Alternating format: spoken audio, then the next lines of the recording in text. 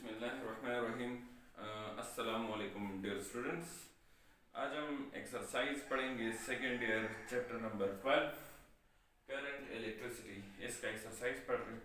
तो पहले हम स्टार्ट करते हैं एमसीक्यूज से। तो आप इस तरह करें कि पेज नंबर 105 ओपन करें। तो इस पर हमारा चैप्टर नंबर 12 का एक्सरसाइज है। और इस तरह करता हूँ कि मैं एक्सरसाइज को क्वेश्चन 1 से स्टार्ट नहीं करता, मैं इसको क्वेश्चन 9 से, यानी क्वेश्चन 9 आखिरी क्वेश्चन है, उधर से स्टार्ट करता हूँ, मतलब उल्टा से, क्योंकि मुझे तो सीधा सीधा पसंद नहीं है, तो मैं इसको उल्टा से स्टार्ट कर रहा हूँ। तो क्वेश्चन नंबर 9 को देखें, पेज नंबर 106, एमसीक्यूज नंबर 9। आप लोग क्वेश्चंस को पहले से पढ़ लें तो आपको ज़्यादा समझ आएगी। बुक खोलें और क्वेश्चन को पढ़ें तो आपको इंशाल्लाह ज़्यादा समझ आएगी। तो क्वेश्चन नंबर 9 कह रहे हैं, thermocouple is an arrangement of two different materials. हम इसमें अरेंज करते हैं। तो option A, to convert the heat energy into electrical, yes. To produce more heat, no. To convert heat energy into chemical, no. To convert electrical energy into heat energy, no. तो इसमें option A correct है। Thermocouple का definition ये है, to convert heat energy into electrical energy, that is called thermocouple. तो इसमें आएगा option A. So thermocouple is called EMF source, क्योंकि ये इलेक्ट्रिकल एनर्जी बना रहे हैं तो ये ईएमएफ सोर्स है। अच्छा, क्वेश्चन नंबर 8। क्वेश्चन नंबर 8 में कह रहे हैं the power of two bulbs are 100 watt and 200 watt, which are connected to power supply of 220 volts. The ratio of the resistance of their filament will be, okay. तो इसमें आप लोगों ने देखना होगा कि किस किस चीज़ का जिक्र हुआ। तो सबसे पहले आप लोगों ने देखना है कि किस चीज़ का जिक्र हुआ। तो पावर का जिक्र हुआ, वोल्टेज का और रेजिस्टेंस का। तो क्वेश्चन नंबर 8 में पहले देखें किसका, पावर का, वोल्टेज का और रेजिस्टेंस का, इन तीनों का जिक्र हुआ। जो चीजें डिस्कस करें क्वेश्चन में तो वो चीजें इक्वेशन में होनी चाहिए। अब इधर इस क्वेश्चन में पावर, वोल्टेज और रेजिस्टेंस का जिक्र हुआ, तो ये इक्वेशन में होने चाहिए। तो इसके इक्वेशन हमें पता है कि P = V²/R। This is the output power for parallel combination. तो P = V²/R, तो ये हमारे पास इक्वेशन है। तो अब देखें, अब आपको पता है कि रेजिस्टेंस और पावर इनवर्सली है। इनवर्सली का मतलब है कि अगर रेजिस्टेंस सिंगल होगा तो पावर डबल होगा, अगर रेजिस्टेंस डबल होगा तो पावर हाफ होगा। तो पहले पावर का रेशो देखिए। पावर गिवन है 100 वाट और 200 वाट। पावर गिवन है 100 watt and 200 watt, okay, this power. तो पावर का रेशो क्या हुआ? पावर का रेशो हुआ 100:200, यानी 1:2। तो यानी ये पावर डबल है, ये पावर इस पावर का, ये पावर डबल है इस पावर का, तो इसका पावर का रेशो है 1:2। तो सिंपल सी बात है, रिलेशन को देखें, पावर और रेजिस्टेंस इनवर्सली है, तो इसका मतलब है कि अगर पावर 1:2 है तो रेजिस्टेंस उल्टा होगा 2:1। तो रेजिस्टेंस का रेशो होगा 2:1। तो इसमें आ जाएगा option B is the correct answer. Option B is the correct answer. और अगर कोई स्टूडेंट कह रहा है कि मुझे ये क्वेश्चन समझ नहीं आया, ये जो मैंने सॉल्व किए समझ नहीं आया, यानी वैसे ये तो बहुत बच्चों वाली बात भी है ना, कि पावर अगर 1:2 है तो ये तो इनवर्स है रेजिस्टेंस के साथ, तो अगर पावर 1:2 है तो रेजिस्टेंस 2:1 होगा, उल्टा होगा। और अगर फिर भी समझ नहीं आ रही, कोई बंदा बहुत ज़्यादा काबिल है, बहुत ज़्यादा काबिल है, और इसको ये समझ नहीं आ रहा, तो चलो ये सॉल्व कर लेते हैं इसके लिए बच्चों की तरह। अब मैं चला गया बिल्कुल केजी क्लास में, नर्सरी क्लास में। चलो नर्सरी क्लास में चल लेते हैं। नर्सरी क्लास का स्टूडेंट है, उसको कैसे समझाएंगे? तो उसको ऐसे समझाएंगे, देखिए पावर का क्या फार्मूला है, V²/R, करेक्ट। अच्छा, तो रेजिस्टेंस किसके बराबर है? V²/P। इस इक्वेशन से रेजिस्टेंस बराबर हुआ V²/P, ओके। तो रेजिस्टेंस का दूसरा इक्वेशन भी होगा V²/P, ओके। तो अगर पावर P1 होगा तो रेजिस्टेंस R1 होगा, अगर पावर P2 होगा तो रेजिस्टेंस R2 होगा, करेक्ट। अच्छा, और वोल्टेज सेम है तो मैं वोल्टेज के साथ 1 2 नहीं लिखूंगा क्योंकि वोल्टेज क्या है सेम। तो अगर पावर P1 तो रेजिस्टेंस R1, अगर पावर P2 तो रेजिस्टेंस R2। अच्छा अब दोनों रेजिस्टेंस का रेशियो लो, R1 divide by R2 is equal to V square P1 divide by V square by P2। Okay तो V स्क्वायर कैंसल, ये कैंसिल हो गए और ये P2 तो डबल डिवीजन में तो ऊपर जाएगा, दिया जाएगा P2 डिवाइड बाय P1। तो P2 कितना है, P2 है 200 तो इधर पुटिंग कर दें, P2 की जगह 200, P1 की जगह 100 तो ये पुटिंग कर दें तो 100 by 200 2:1, that is the ratio of the resistance 2:1। Option B is the correct answer. इंशाल्लाह क्लियर होगा, इंशाल्लाह इसमें से कोई मसला नहीं होगा। अच्छा क्वेश्चन नंबर 7 की तरफ आ जाए, क्योंकि मैं उल्टा चल रहा हूँ ना, तो हम पहले मैंने क्वेश्चन 9 किया, फिर क्वेश्चन 8, अब क्वेश्चन 7। क्वेश्चन 7 क्या कह रहे इसने, the resistivity of two wires is ρ1 and ρ2 which are connected in series। okay, if their dimensions are same then the equivalent resistivity of the combination will be।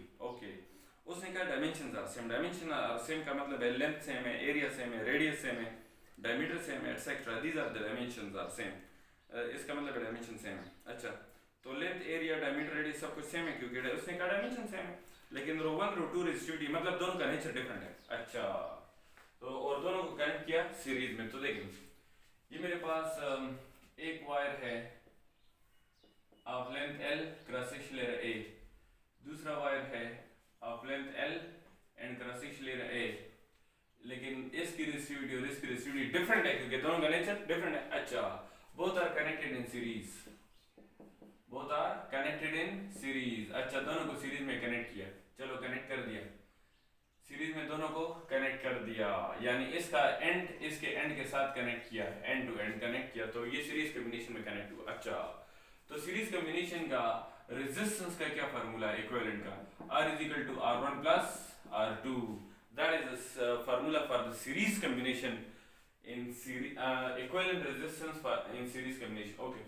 और resistance का formula हमें पता है rho L over A, और resistance का formula है ρ1 L1 divide by A1 plus ρ2 L2 divide by A2, लेकिन L1 A2 L2 A2 नहीं लिखूंगा क्योंकि लेंथ और एरिया सेम है, उसकी का डायमेंशन सेम है तो लेंथ और एरिया सेम है। अच्छा तो ये बताएं कि अगर सीरीज में कनेक्ट किया तो सीरीज में कनेक्ट करने से लेंथ ज्यादा होगा या एरिया ज्यादा होगा, सीरीज में कनेक्ट करने से रिमेंबर एरिया सेम होगा, लेकिन सीरीज कॉम्बिनेशन में कनेक्ट करने से उसका लेंथ डबल हो जाएगा, तो टोटल लेंथ आ जाएगा 2L, तो टोटल लेंथ की जगह क्या पुट किया 2L। अच्छा सीरीज कॉम्बिनेशन में कनेक्ट करने से टोटल लेंथ ज्यादा हो जाएगा 2L। अच्छा इधर से रो L और A को कॉमन ना, सिर्फ L और A को कॉमन करें तो आ जाएगा ρ1 प्लस ρ2, तो L और A कैंसिल तो आ जाएगा 2 rho is equal to ρ1 plus ρ2, 2 को डिवाइड करें तो आ जाएगा rho is equal to ρ1 plus ρ2 divide by 2, that is the correct answer. Option C, option C is the correct answer for MCQ number 7। Okay MCQ number 6, MCQ number 6 क्या कह रहे हैं, a wire of uniform cross section area A, length L and resistance R is cut into two equal parts। हमने इसको 2 parts में क्या किया, cut किया। The resistivity of each part will be, तो याद रखिए resistivity only depending upon the nature and temperature। Resistivity is independent on the dimensions, independent on the dimensions, dimensions पे डिपेंड नहीं करता, तो अगर इसका लेंथ हाफ हो जाए, एरिया हाफ हो जाए, resistivity चेंज नहीं होगा, तो resistivity will remains the same। तो इसमें आ जाएगा option number C is the correct answer. Question number 5, question number 5 जो है, when a wire is stretched and its radius becomes R/2। okay, हमने एक वायर को स्ट्रेच किया और इसका रेडियस हुआ हाफ, R/2 का क्या मतलब है half, then its resistance will be। अच्छा resistance will be, तो इसका मैंने आपको क्लास में एक शॉर्टकट बताया था रेडियस का और डायमीटर का। रेडियस का शॉर्टकट बताया था कि R is equal to R divide by n power 4, और ये n इसमें क्या शो कर रहा है, ये n इसमें रेडियस शो करता है, n इसमें डायमीटर शो करता है, n इसमें रेडियस या डायमीटर शो करता है। तो बताओ रेडियस हाफ हुआ, तो n की जगह हाफ पुट करो, n की जगह क्या पुट करो, हाफ पुट करो, तो ये आ जाएगा 1/2। ओके, तो n की जगह हाफ पुट किया तो 1 का पावर 4 1, 1 का पावर 4 1, 2 का पावर 4 16, तो 16 ऊपर जाएगा, ये हो जाएगा 16R। That is the resistance which is option A, which is option A is the correct answer for MCQs number 6. Okay, no, MCQ number 5, it is MCQ number 5। अच्छा अब आ जाए MCQs number 4 की जानिब।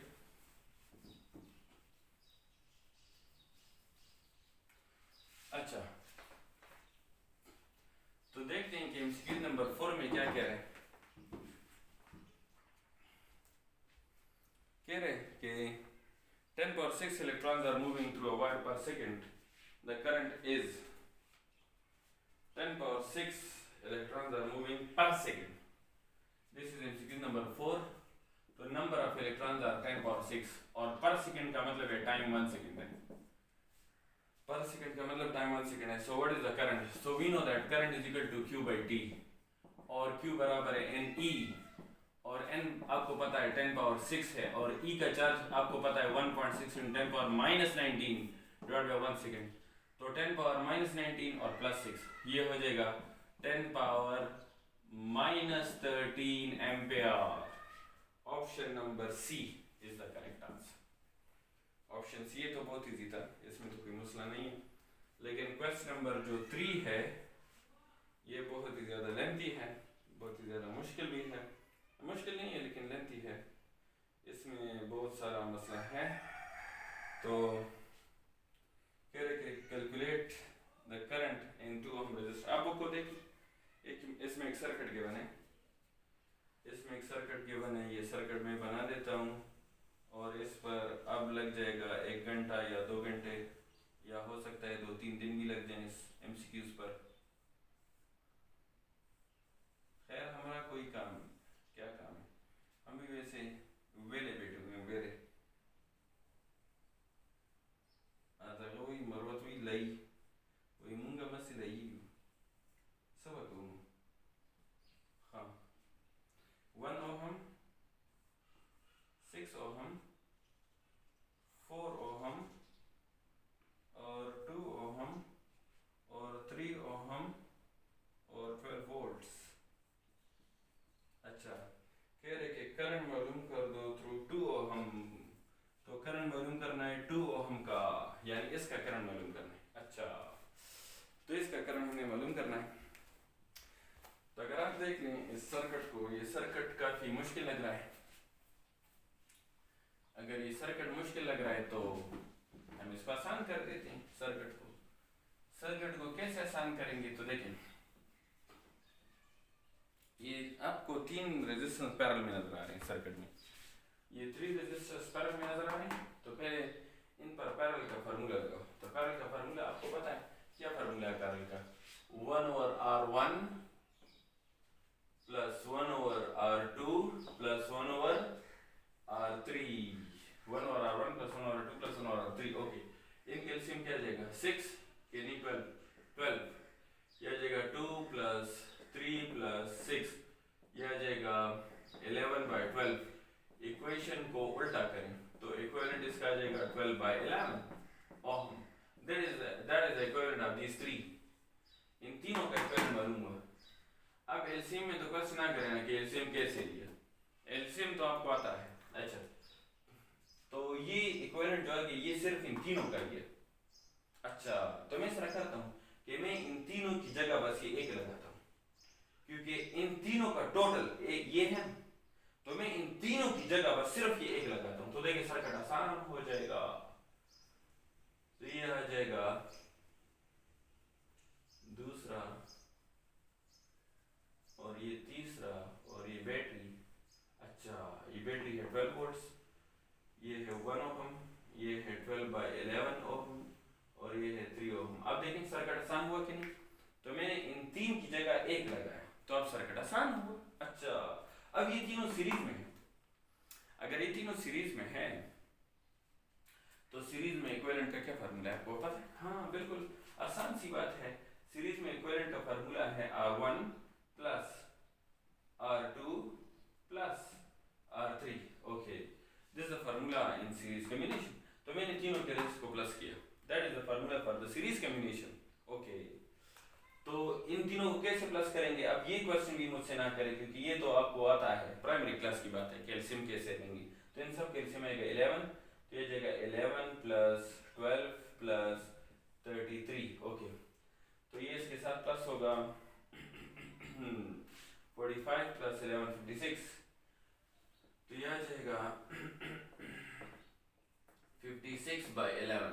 ओके, 56/11 से आता है तकरीबन 5.5 ओम, तकरीबन मैं अंदाजा लगा रहा हूँ, पता नहीं क्या आएगा, 5.5 ओम। ओके, तो ये क्या गया, ये टोटल रेजिस्टेंस आ गया पूरे सर्किट का, क्योंकि पहले मैंने इन तीनों को प्लस किया तो ये इसका इक्विवेलेंट आ गया, फिर इन तीनों को प्लस किया तो ये इक्विवेलेंट आ गया, so that is the equivalent of the whole circuit. तो ये टोटल सर्किट की इक्विवेलेंट आ गई। अच्छा, तो अब मैं मालूम करना चाह रहा हूँ टोटल करंट, क्योंकि आपको पता है कि सीरीज में करंट सेम होता है, so this current is called the total current. So total current बराबर होगा according to Ohm's law total voltage by total resistance. Total current बराबर होगा total voltage by total resistance. तो टोटल वोल्टेज सर्किट का कितना है 12 वोल्ट्स, यस।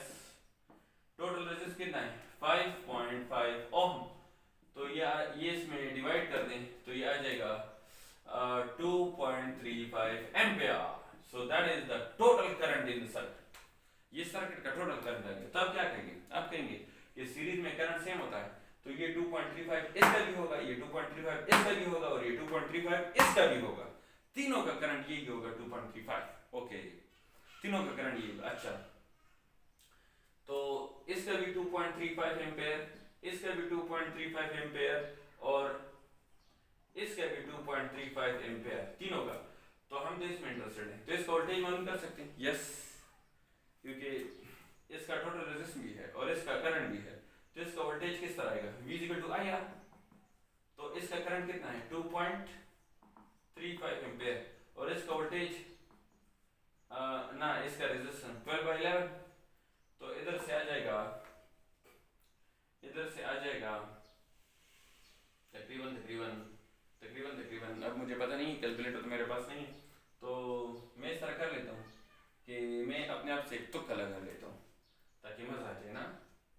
तो इससे आ जाएगा 2.6 समथिंग आ जाएगा, समथिंग इससे आ जाएगा, ये वोल्टेज आ जाएगा 2 पॉइंट समथिंग, ये इसका वोल्टेज आ गया टोटल। ये मैं सपोज कर रहा हूँ क्योंकि एक्यूरेट वैल्यू तो कैलकुलेटर से आएगी ना। अच्छा, तो ये आ जाएगा इसका वोल्टेज, तो इसका वोल्टेज आ गया। तो जब इसका वोल्टेज मालूम हुआ तो अब इसका वोल्टेज मालूम हुआ इस रेजिस्टर का, तो अब वापस आ जाए, इसके अंदर तो 3 है, तो इन तीनों का टोटल वोल्टेज मालूम हुआ, वो आ गया 2.60 वोल्ट्स।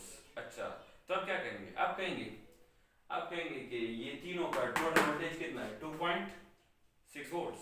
तो आप कहेंगे कि ये तीनों तो पैरेलल में है और पैरेलल वोल्टेज हमेशा क्या होता है सेम, तो इसका भी 2.6 होगा, इसका भी 2.6 होगा, इसका भी 2.6 होगा, तीनों का वोल्टेज क्या होगा 2.6 2.6 2.6। तो इसका वोल्टेज मालूम हुआ 2.6, यस।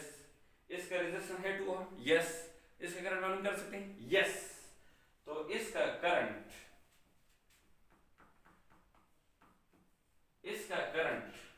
इज इक्वल टू इसी का वोल्टेज और इसी का रेजिस्टेंस, तो इसका वोल्टेज कितना है 2.6 और इसका रेजिस्टेंस 2 ओम, तो ये आ जाएगा 1.29 एम्पियर।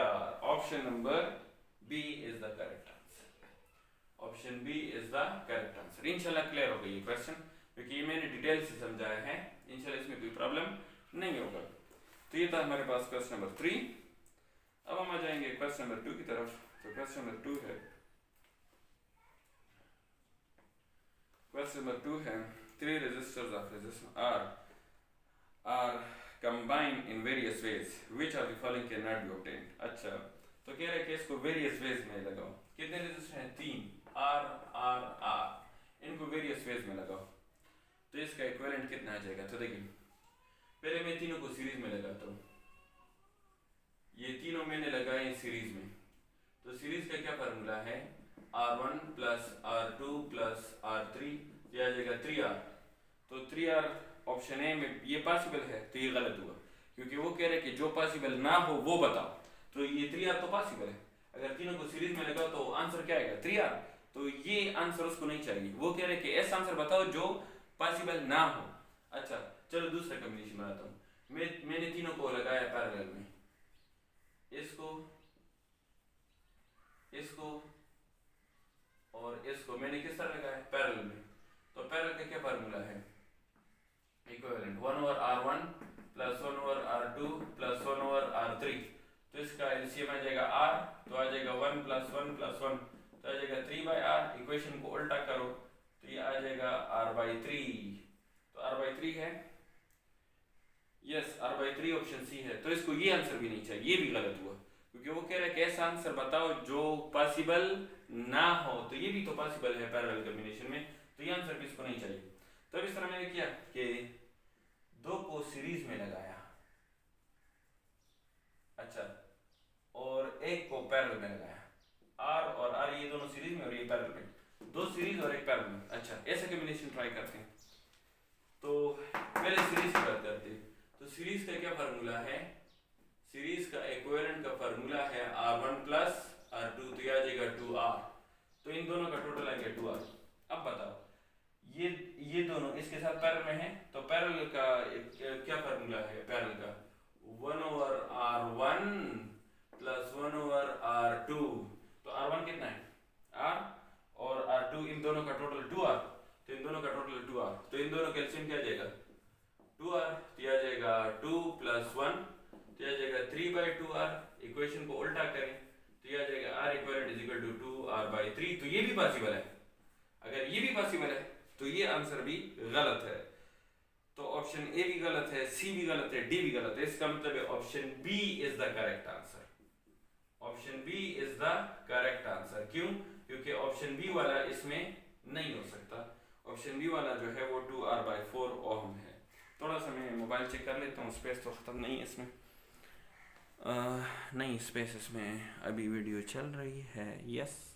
अच्छा तो अब आ जाए लास्ट एमसीक्यूज है, एमसीक्यूज नंबर 1।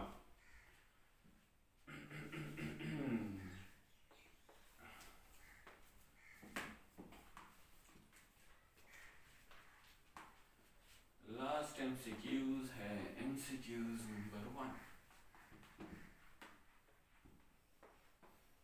अच्छा एमसीक्यूज नंबर 1 क्या कह रहे हैं, सुने। एमसीक्यू नंबर 1 क्या है कि हमारे पास एक सर्किट है,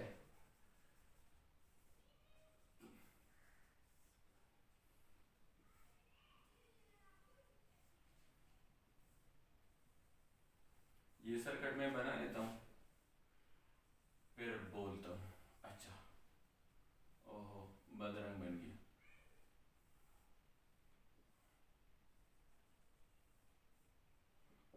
ये पॉइंट बी है,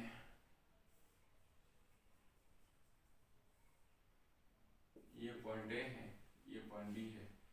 ये है 10 ओम, 10 ओम, 5 ओम, 8 ओम, 3 ओम, 6 ओम, 6 ओम। अच्छा थोड़ा सा कंफर्म कर लेता हूँ एग्जैक्टली ये तो क्या है कि टर्मिनल ए और टर्मिनल बी के दरमियान रेजिस्टेंस मालूम करो, मतलब टोटल रेजिस्टेंस मांग रहा है। क्या मांग रहा है, टोटल रेजिस्टेंस मांग रहा है। अच्छा टोटल रेजिस्टेंस मांग रहा है तो क्या करेंगे, क्या करेंगे। अच्छा एक सुने, जब इक्वल रेजिस्टेंस हो ना तो इसके लिए शॉर्टकट है, पैरेलल में जब इक्वल रेजिस्टेंस हो तो इसके लिए शॉर्टकट है R/2। अगर 2 है तो R/2, अगर 3 है तो R/3, अगर 4 है तो R/4 एंड सो ऑन। ये पैरेलल का शॉर्टकट है जब इक्वल हो। तो अगर 2 है तो R/2, अगर 3 पैरेलल में है R/3, अगर 4 इक्वल पैरेलल में है तो R/4 एंड सो ऑन। तो ये बताएं ये दोनों पैरेलल में है, यस, तो इन दोनों का इक्विवेलेंट क्या आ जाएगा R/2 5 ओम। इन दोनों का टोटल कितना आ जाएगा 5 ओम। अच्छा बताओ ये दोनों पैरेलल में है तो कितना आ जाएगा, ये दोनों ये आ जाएगा R/2 3 ओम, तो इन दोनों का आ जाएगा 3 ओम। अच्छा तो इन दोनों का टोटल आ गया 5 ओम और इन दोनों का टोटल आ गया 3 ओम। अच्छा और अगर आपको ये शॉर्टकट नहीं पसंद तो आप लोग वो वाला मेथड यूज करें जो आप लोगों ने बचपन में पढ़ा था कि पैरेलल में इक्विवेलेंट का क्या फार्मूला है, 1 और R equivalent is equal to 1 और R1 प्लस 1 और R2, तो इससे 5 आ जाएगा इंशाल्लाह। अच्छा तो सर्किट कैसा हुआ, अब देखिए सर्किट को, सर्किट आसान हुआ, कैसा हुआ ये देखिए, ये हमारे पास सर्किट आ जाएगा,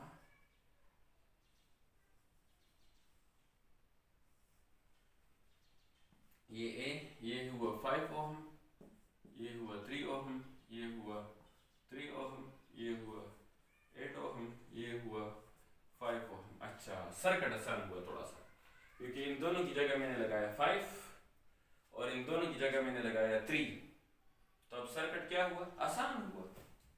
अच्छा अब ये सर्किट मुझे नहीं पसंद, ये सर्किट मुझे नहीं पसंद। अच्छा जब नहीं पसंद तो फिर क्या करूंगा, इस तरह करता हूँ कि इसको मैं खींच लेता हूँ। तो उसने मैंने सर्किट को इधर से पकड़ा और इधर से पकड़ा, जब सर्किट को मैंने इधर से पकड़ा और इधर से पकड़ा और इसको मैंने खींचा, इस सर्किट को क्या किया, खींचा, जब सर्किट को खींचा तो कैसा हुआ, तो ये ऐसा हुआ कि ये MQM का इंतखाबी निशान बन गया।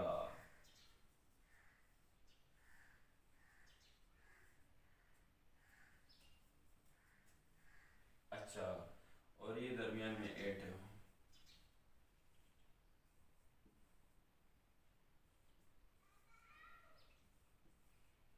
ये पॉइंट ए, ये पॉइंट बी, ये है 3 ओम, ये है 3 ओम। मोबाइल में देखता हूँ कि मजे से नजर आ रहा है कि नहीं नजर आ रहा, हाँ गुजारा कर रहा है, बस सही है, हाँ खबर ही हो तो बचो। तो मैंने सर्किट को इधर से पकड़ा और इधर से पकड़ा और इस तरह खींचा तो ये बन गया MQM का इंतखाबी निशान काइट। अच्छा तो मैंने इसको इस तरह बनाया, मतलब सिंपल सी बात है, मैंने इसको व्हीटस्टोन ब्रिज बनाया ताकि आपको क्लियर नजर आ जाए कि व्हीटस्टोन ब्रिज का सर्किट है, आपको क्लियर नजर आ रहा है ये व्हीटस्टोन ब्रिज का सर्किट बन गया। तो ऊपर देखें, ऊपर का रेजिस्टेंस है 5 और 3 8, नीचे का 8, तो रेजिस्टेंस बराबर है, यस बराबर है। तो इसका मतलब ये है कि ऊपर का रेजिस्टेंस भी 8 ओम, नीचे का रेजिस्टेंस भी 8 ओम, तो अगर ऊपर का रेजिस्टेंस भी 8 ओम, नीचे का रेजिस्टेंस भी 8 ओम, तो दोनों रेजिस्टेंस बराबर है, यस, यानी 5 + 3 8, 3 + 5 दिस इज 5, दिस इज 5, ये वाला है ना, ये वाला इधर आ गया, ये वाला इधर आ गया। अच्छा अस्तगफिरुल्लाह, गलती माशूम खैर गलती की दी उम्र।